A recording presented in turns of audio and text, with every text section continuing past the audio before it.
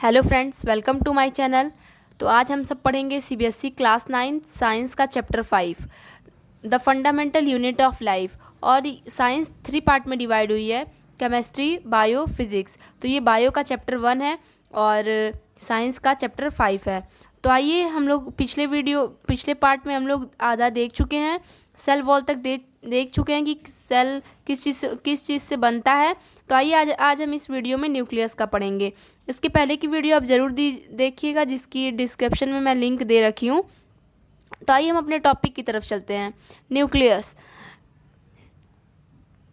आज की हमारी टॉपिक है nucleus. Remember the temporary mount of onion peel we prepared. We had put iodine solution और peel. What would we see if we tried observing the peel without putting the iodine solution। यहाँ पे बताया गया है कि आप पहली video देखेंगे तो आपको पता चलेगा कि पहले हम लोगों ने एक माउंट तैयार किए थे, ठीक है। ओनियन के मतलब प्याज के छिलके को हम लोग हटा के उसको हम लोग माइक्रोस्कोप के यहाँ रख के देखे थे, बिना कलर मिलाए कुछ नहीं दिख रहा था, और आयोडीन सॉल्यूशन मिलाने के बाद सब कुछ दिख रहा था उसके अंदर का। तो ऐसा क्यों? Try it to see the what the difference is further. ये बताया गया कि ये ऐसा क्यों हो रहा है। तो आइए देखते हैं। When we put iodine on the peel, जब हम उस ओनियन के छिलके पे जब हम आयोडीन का सॉल्यूशन मिलाते हैं, did each cell get evenly coloured. सारे मतलब उसके पार्ट जो होते हैं वो कलर्ड हो जाते हैं। According to their chemical composition, different region of cell get colour differently. Some region appear darker than other region. Apart from iodine solution, we could also use safranin solution or methylene blue solution to stain the cell. We have observed cell from a onion. Let us now observe cell from our body. यहाँ बताया गया है कि हम अगर किसी भी चीज़ को अगर कलर ना करें, जैसे जो ट्रांसपेरेंट हो, ठीक है, उसको अगर हम कलर नहीं करते हैं तो उसको हमें कुछ नहीं दिखेगा, ठीक है, हमें दिखेगा नहीं। तो हमको कुछ ना कुछ उसमें ऐड करना पड़ेगा, कोई ऐसा सॉल्यूशन जिस सॉल्यूशन से वो कलर हो सके, ठीक है। आइए हम इस चीज़ को एक और एक्टिविटी समझते हैं। अगर आप Let us take a glass side with a drop of water on it. Using a ice cream spoon, gently space the inside surface of the cheek. Does any material get stick the spoon? इसमें बताया गया है कि एक और हम example लेते हैं, अपने ही बॉडी पे एक्सपेरिमेंट करते हैं। देखिए, आप एक आइसक्रीम का मतलब जिससे आइसक्रीम लगी होती है, आइसक्रीम की डंडी लीजिए और अपने जो मुंह में है ना, गाल के अंदर आप वो आइसक्रीम डालिए, और जो गाल के अंदर जो पानी सा लगा होता है लार टाइप का, आप उसको उसमें लपेट के वो पानी क्या करिए, with the help of needle can we transfer the material, spread it evenly on the glass slide kept for this. उसको फिर आप क्या करिए, माइक्रोस्कोप पे रखिए, देखिए आपको कुछ नहीं पता चलेगा। To colour the material we can put a drop of methylene blue solution on it. आपको कुछ नहीं दिखेगा कि आपके सलाइवा आपके यानी आपके लार में भी कुछ है, बट अगर आप उसको जब कलर करेंगे methylene blue, safranin solution, iodine solution से, तब आपको पता चलेगा कि उसमें कैसा कैसा क्या है। Now the material is ready for observation under microscope. देखिए, यहाँ बताया गया कि अब आप देखेंगे माइक्रोस्कोप में इतनी एक्टिविटी करने के बाद तब आपको उसका ऑब्जर्वेशन मिलेगा, ठीक है, कि इसमें क्या डिफरेंस आया है। आइए, यहाँ पे है कि do not forget to put a cover slip on it. What do we observe, what is the shape of the cell, draw it on observation sheet. अब हम यहाँ पे देखेंगे कि क्या अंतर था, मतलब क्या हम लोग उसमें देखे थे तो क्या फ़ायदा, क्या उसमें नुकसान मिला, ठीक है। तो आइए हम देखते हैं आगे। Was there a darkly colored sphered or oval dot like structure near the each of cell? This structure called nucleus। इसमें बता रहा है कि जब हम अपने मतलब जो अभी हम लोग एक्सपेरिमेंट पीछे किए हैं उसमें क्या दिखा कि अगर मान लीजिए ये अगर हमारा चीक का जो पार्ट है, अगर हम इसको रखे हैं, ठीक है, ग्लास साइड पे अगर हम माइक्रोस्कोप पे रखे हैं कलर करके, इसमें छोटा छोटा हमें बूंद टाइप का मिलेगा, ठीक है, वही हमारा होगा न्यूक्लियस। अब हम न्यूक्लियस के बारे में पढ़ते हैं। The nucleus has a double layer covering called nuclear membrane. Nucleus एक ऐसा पार्ट है जिसके पास डबल लेयर कवरिंग होती है, उसको हम न्यूक्लियर मेम्ब्रेन बोलते हैं। फ्रेंड्स, आपको अगर वीडियो अच्छी लगी तो लाइक ज़रूर कीजिएगा और फ्रेंड्स के पास शेयर ज़रूर करिएगा। आगे है the nuclear membrane has pores with allow the transfer of material from inside the nucleus to it outside that is through the cytoplasm which we talk about in section 5.2.4। बताया गया कि हम cytoplasm के बारे में हम आगे पढ़ेंगे, बट इतना ज़रूर जानते हैं अभी कि न्यूक्लियस के जो लेयर होती है, डबल लेयर, उसमें बीच में पोर होता है। पोर मतलब गैपिंग होती है, ठीक है, ताकि जो न्यूक्लियस का मटेरियल है वो साइटोप्लाज्म तक जा सके और साइटोप्लाज्म का मटेरियल न्यूक्लियस तक आ सके, ठीक है, टू पास द मटेरियल। अब है यहाँ पे आगे कि the nucleus contain chromosome, nucleus के पास क्रोमोजोम भी होता है। बहुत ही इंपॉर्टेंट टॉपिक है, आप इसे ध्यान से पढ़िएगा। Which are visible as rod shape structure only when the cell is about to divide. Chromosome contain information for inheritance और feature from parents to next generation from form of DNA.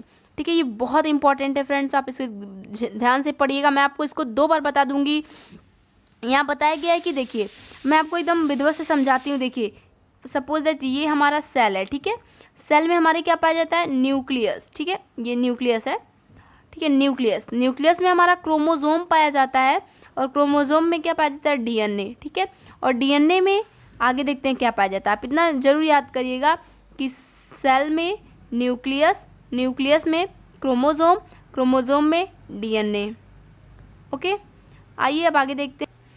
अब आगे है कि when us about to divide chromosome contain information inheritance of features from parents to next generation in the form of DNA deoxyribonucleic acid, ठीक है, deoxyribonucleic acid, ये बहुत important, आप इसे जरूर लर्न करिएगा। Molecules, chromosome are composed of DNA and protein. मैं जहाँ तक बता चुकी हूँ आपको कि डीएनए तक आपको बता चुकी हूँ। अब आप देखिए डीएनए में क्या पाया जाता है, प्रोटीन, ठीक है, डीएनए में प्रोटीन पाया जाता है, मतलब आप प्रोटीन है, ठीक है। अब है यहाँ पे कि chromosome composed of DNA and protein, जो क्रोमोजोम होता है वो डीएनए और प्रोटीन का बना होता है। आप इसे बहुत थोड़ा मतलब याद कर लीजिएगा कि सेल में न्यूक्लियस पाया जाता है, न्यूक्लियस में क्रोमोजोम डीएनए और प्रोटीन का बना होता है। अब आगे है कि DNA molecules contain the information necessary for constructing and organizing cell। DNA किसका जिम्मेदार है कि जो मतलब जो भी बेबी होने वाला है या फिर जो भी ऑर्गेनिज्म पैदा होने वाला है उसमें उसके पेरेंट्स की क्या क्या खासियत जाएगी, कि अपने पापा की तरह गुस्सा करेगा, अपनी मम्मी की तरह रहेगा, ऐसा कुछ जो भी होता है वो डीएनए की वजह से होता है। डीएनए फिर है functional segment of DNA are called genes, ठीक है। अब आप जानिए कि क्रोमोजोम, अभी मैं इसका चार्ट फिर से आपको बना दूंगी कि डीएनए जितना भी मतलब इंफॉर्मेशन कलेक्ट करता है कि हमें क्या क्या मतलब खूबियाँ पेरेंट्स की नेक्स्ट जनरेशन में देना है, उसका काम जीन्स करता है, ठीक है। मतलब पूरा मिला के कि बस इंफॉर्मेशन रखता है डीएनए और करता है जीन्स।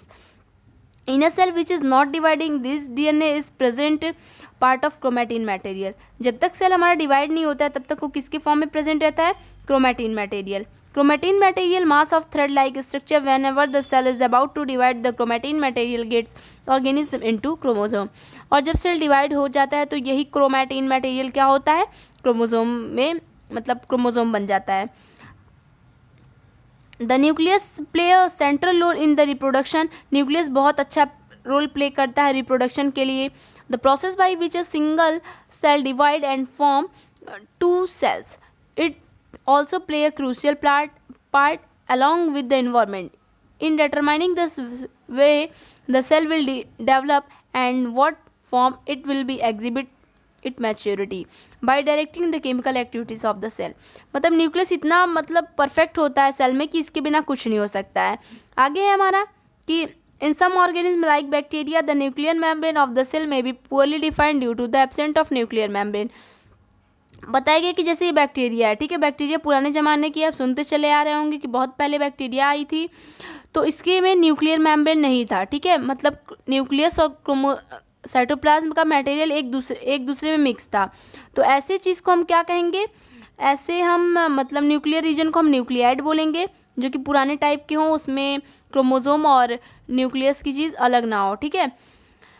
और ऐसे चीज हुल सेल ले का न्यूक्लियर मेम्ब्रेन, और जिस सेल के पास न्यूक्लियर मेम्ब्रेन नहीं हो उसको प्रोकैरियोटिक सेल कहेंगे, और जिस सेल के पास न्यूक्लियर मेम्ब्रेन हो उसको यूकैरियोटिक सेल करेंगे।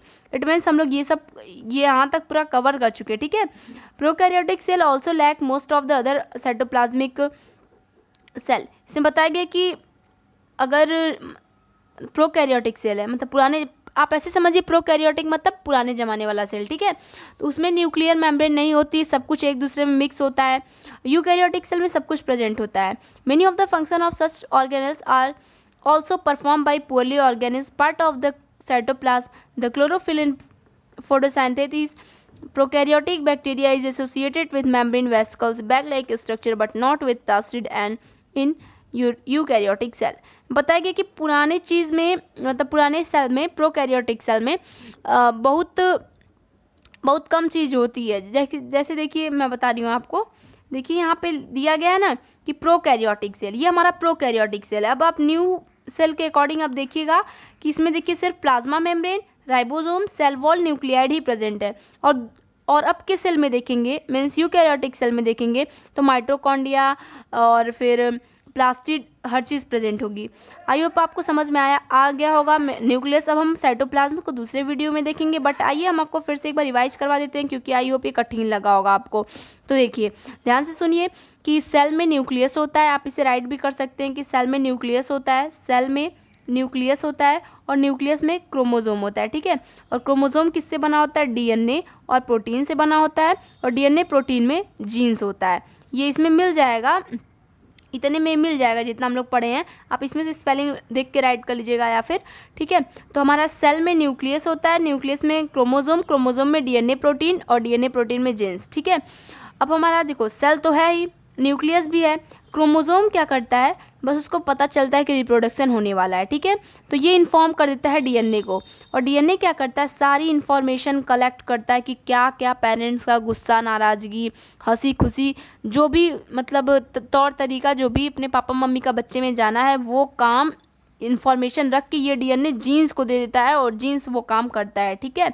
अब आई होप आपको बहुत बढ़िया समझ में आया होगा।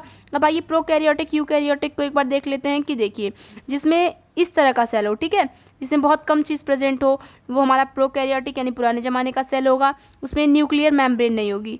न्यूक्लियर मेम्ब्रेन न होने का मतलब ये है कि न्यूक्लियस के मटेरियल और फिर क्रोमोसोम साइटोप्लाज्म के मटेरियल एक ही में मिक्स होंगे। आई होप आपको बात समझ में आई होगी। फ्रेंड्स, साइटोप्लाज्म को हम नेक्स्ट वीडियो में देखेंगे। इसके नीचे डिस्क्रिप्शन में मैं लिंक दे दूंगी आपकी पहले वीडियो की, पार्ट 1, 2, 3 की। आप इसको ज़रूर देखिएगा, और वीडियो अच्छी लगी तो लाइक ज़रूर करिएगा और चैनल सब्सक्राइब कीजिए। Thanks for watching my video.